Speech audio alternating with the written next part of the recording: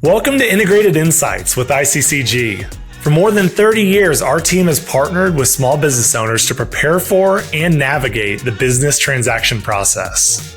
Pull up a chair as we share stories and insights from our experience on all sides of the M&A table. All right, and welcome back to another episode of Integrated Insights. I'm your host, Michael Hefner, and I have the founders of ICCG with me, Grant McQuilkin and Dave Parker. Today, we're going to be talking about culture in businesses and the impact that they can have on a business transaction. So to get started today, how does ICCG help buyers and sellers find a culture fit for the other side of the table? Well, I think part of it is, you said, how are we supposed to find the culture fit? And I think it's really important for anyone selling their businesses. Someone's got to help you find the right culture fit. And sometimes buyers and sellers are trying to do a transaction themselves. And I think this is one of those kind of I would say non-monetary, but it can be huge monetary consequences.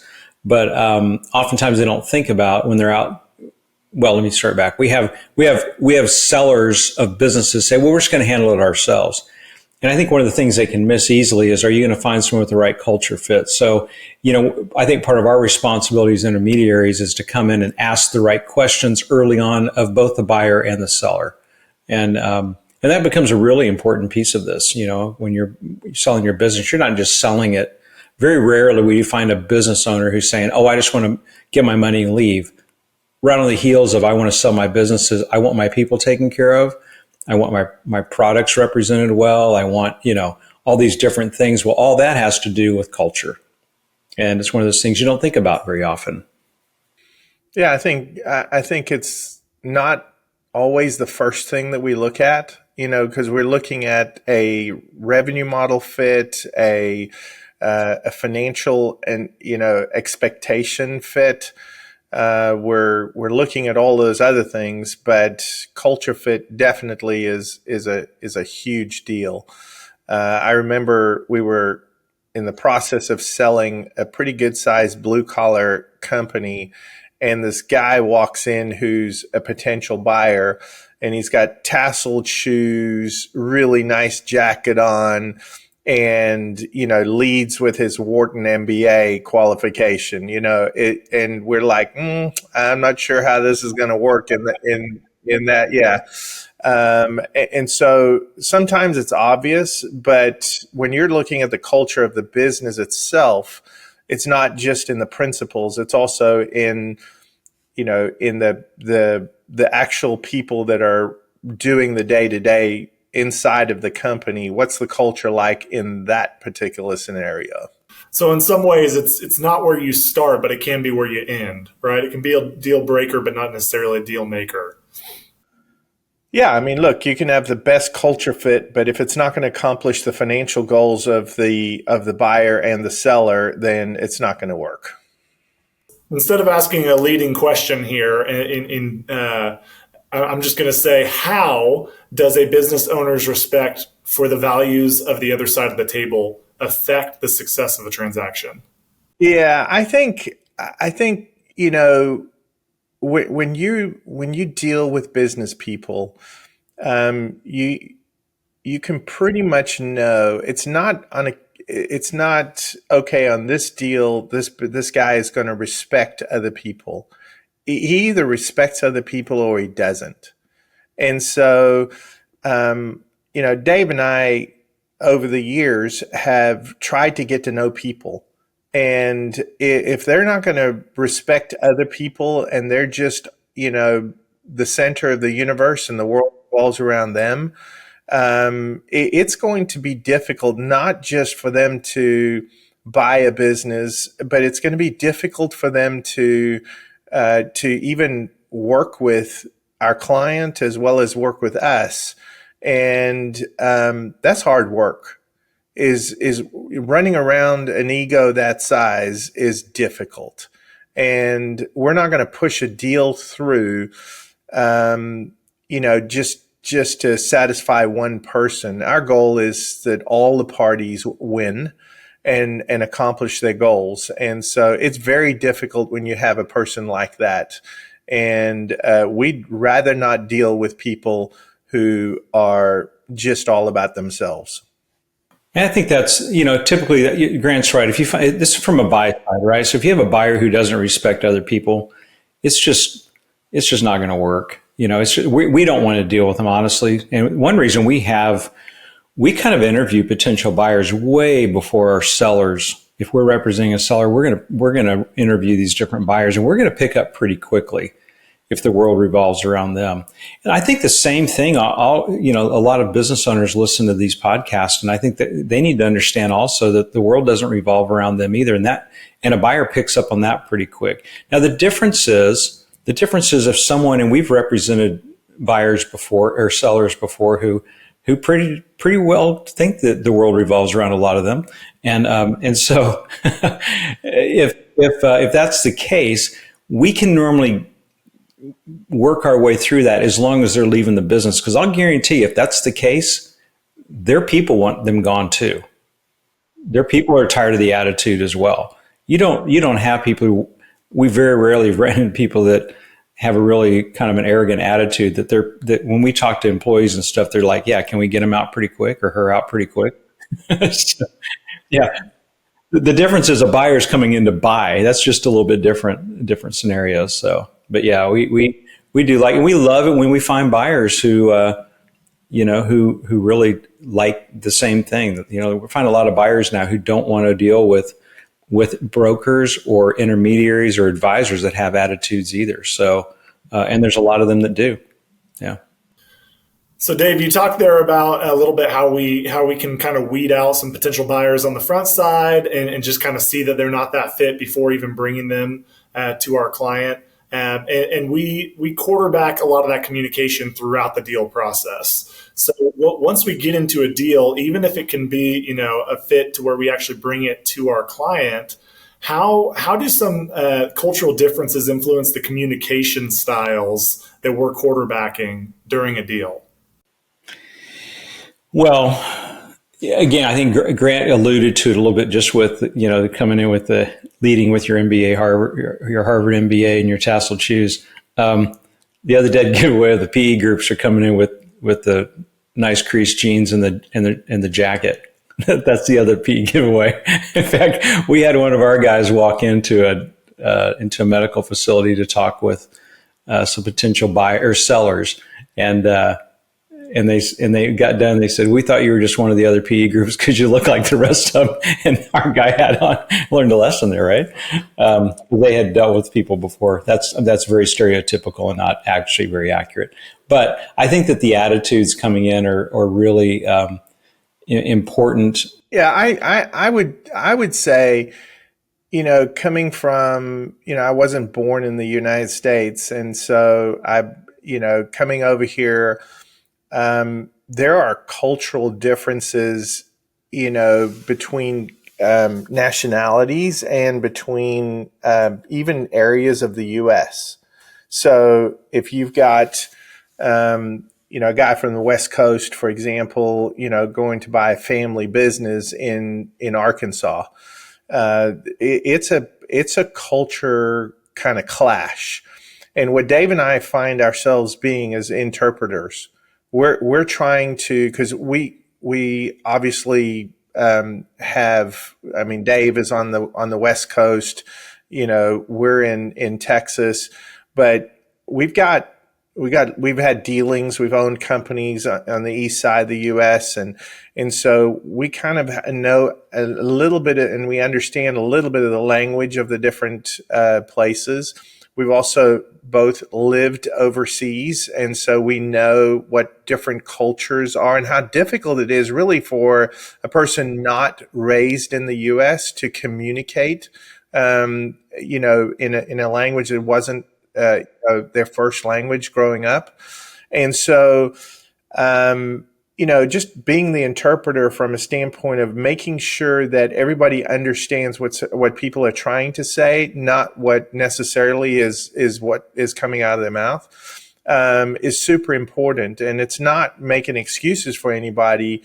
it's making sure that they understand what they're getting into, so there's no surprises and there's no misunderstanding, and then therefore unmet expectations. So a lot of what we do, even just, like I said, from the city to the country, or vice versa, there's some interpreting that we do. Buyers and sellers both, there's this apprehension and there's also this assumed distrust at the beginning. Everyone's, what do they want from me? What are they trying to get out of me? Where have I missed? Where am I leaving a dollar on the table? Where have I, everyone's got that. And it takes a while to break that down. And I think one of the things I learned years ago, and it was out of the context of business, it had to do in foreign missions. And it had to do with just sitting down, and there was this real simple book about warm cultures and cold cultures. And, the United States is kind of divvied up that way too. You go down the South, this is really, it's not across the board, but there's cultures that tend to be a little bit more friendly and warm. I mean, I live in Seattle. They call it the Seattle freeze, to where, people don't talk to each other that much. And it's kind of, especially when it's so dark, and it's like March comes, the sun comes out, and everyone comes out of their homes talking to each other. But, but you've also got climates. You go to Nashville, everyone knows everybody. I mean, or they pretend like it. And there's no, and we see this. I'll never forget this, this call we had with one of our businesses that we were selling. We had a really great attorney, and he was Southern, and he loved to talk about baseball. And everything was like, well, how about them Dodgers? How about them Texas Rangers? And we were dealing with attorneys that were in New York, and they weren't having it. They could care less about baseball. They would kind of go on, and they was like getting down to business. And, we of course were paying by the hour. So I was like, let's move it on. Let's not, we're paying by the minute here. So, but you even notice it in that. So all that to say is, I think what we can do is help educate. We can pick up on those nuances at the beginning and help educate both sides. Hey, this seller loves to catch up on things. This seller would like to know, he wants you to know about his family, and let them know, because sometimes people come in guarded and they're like all business, especially on the buy side. And we can also tell our educate our buyer or our seller and say, look, not every buyer's wanting to sit down and talk about family all day long. They want to get down to the brass tacks and talk about the business. So it's just that, again, there's part of the value of having, people who've been around the block a few times is intermediaries with buying or selling. There's also, a lot of challenge when you have people that assume that, for example, we had a client who was absolutely brilliant, but he is a small town Texas, self-taught, self-made guy who is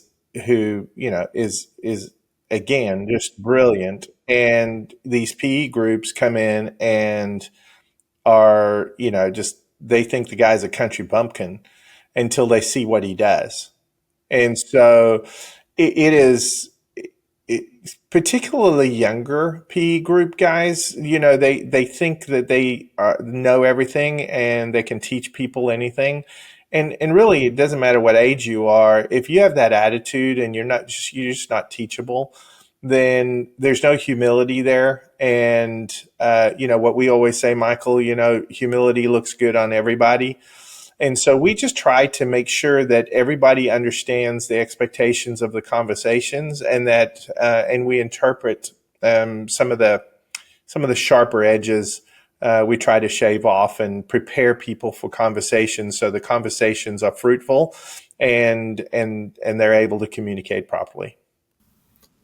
For business owners looking to either exit their company or considering the purchase of the company soon, how can they bridge the cultural gaps to facilitate a smoother transaction? We talked a lot about the communication piece already, but what else can they do to make sure that the transaction goes smoothly? Well, one of the things I would say is invite the conversation. Invite the conversation between buyer and seller early on, or as soon as they meet. Oftentimes, a buyer has not met with a seller, but we do these things called management meetings where there, once indication of interest or an IOI is issued, if we're going after, we might have several of those come in on one business, then we would hold management meetings with selected IOI candidates for the LOIs, and we would normally have a virtual meeting with the buyer and seller first time they've met, and kind of facilitate that. And we script those meetings, we script those questions and everything. And I think it's really a great time to talk for a seller to ask questions like, how have transitions gone with other businesses that you've bought? Tell us about some of those. What went wrong? What didn't go so well? And why is that? And kind of dig in along with us and why did that not work? And typically you find out a lot of it are cultural reasons.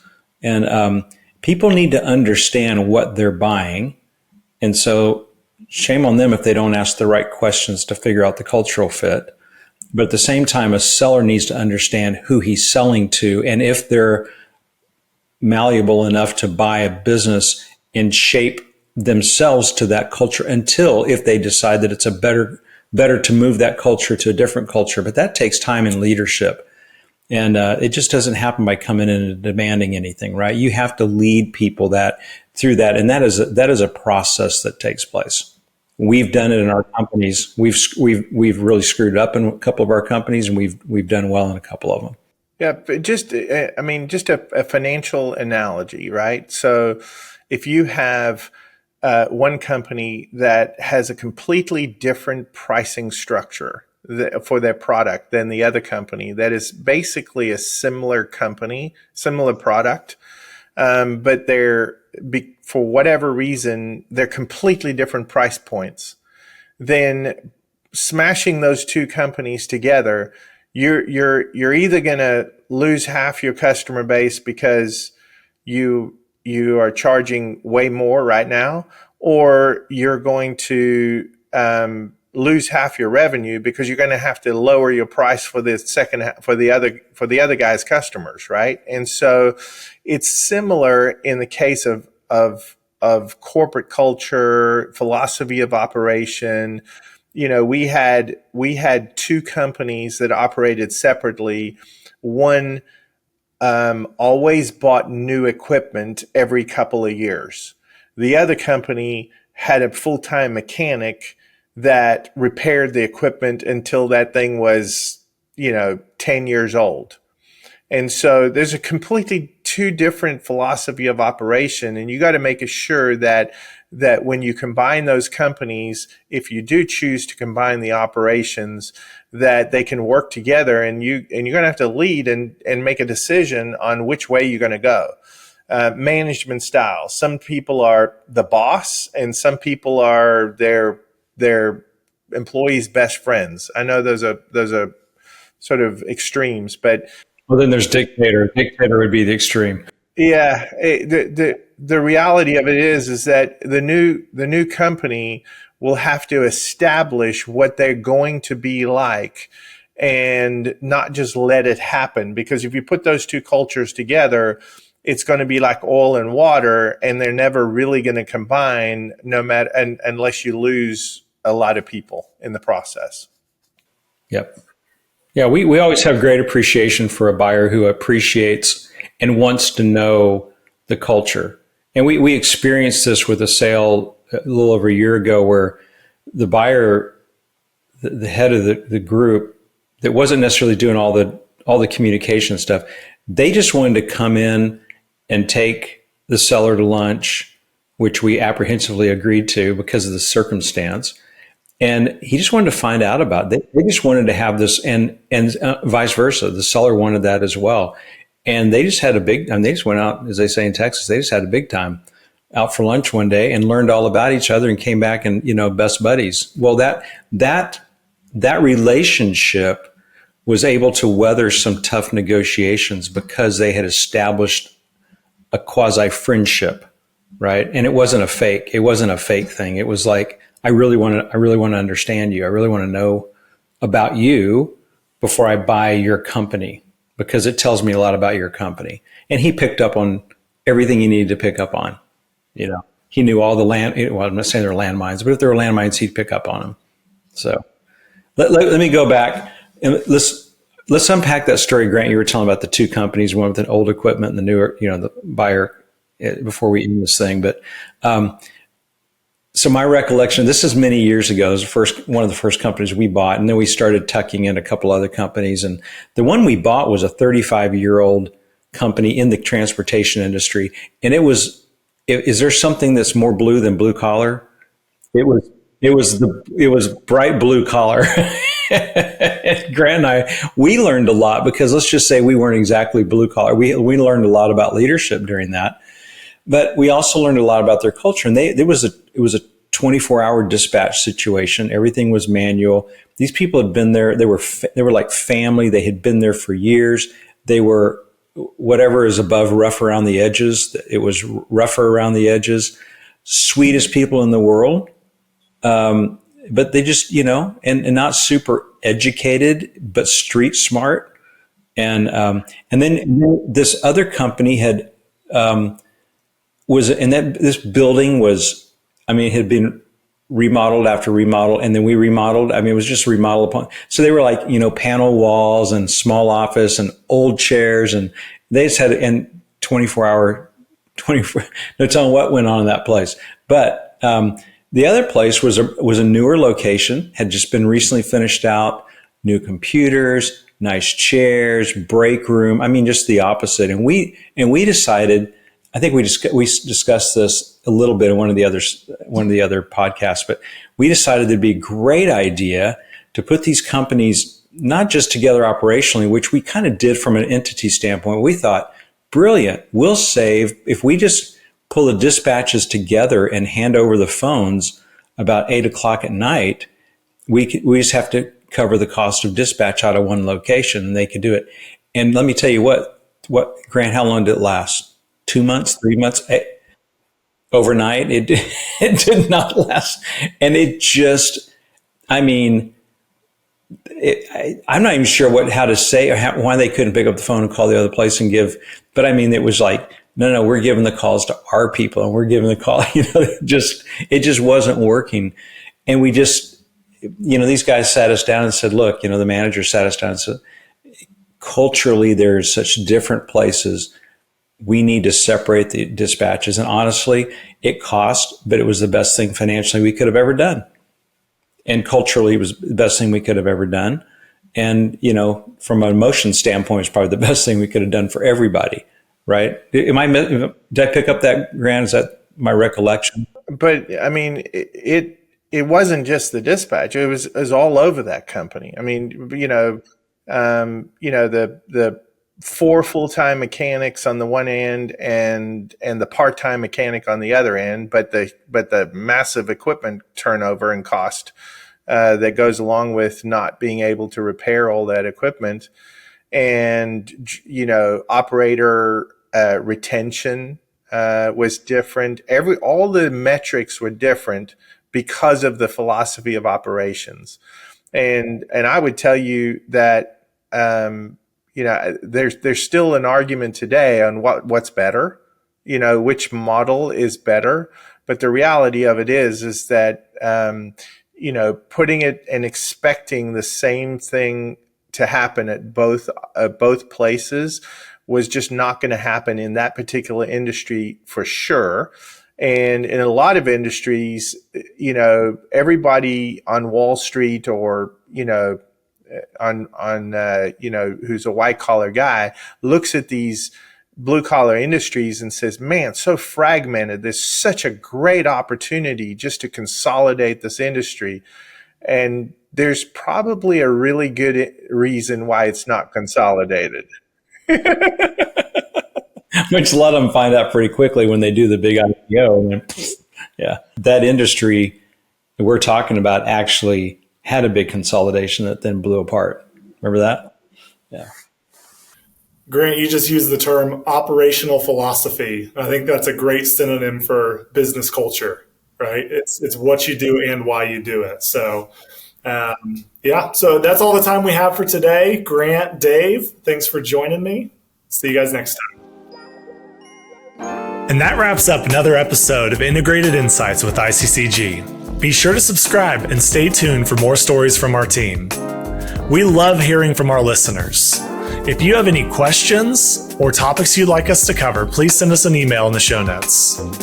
For more information about ICCG, please check us out on our website or follow us on LinkedIn and YouTube. Until next time, there's always a seat at our table.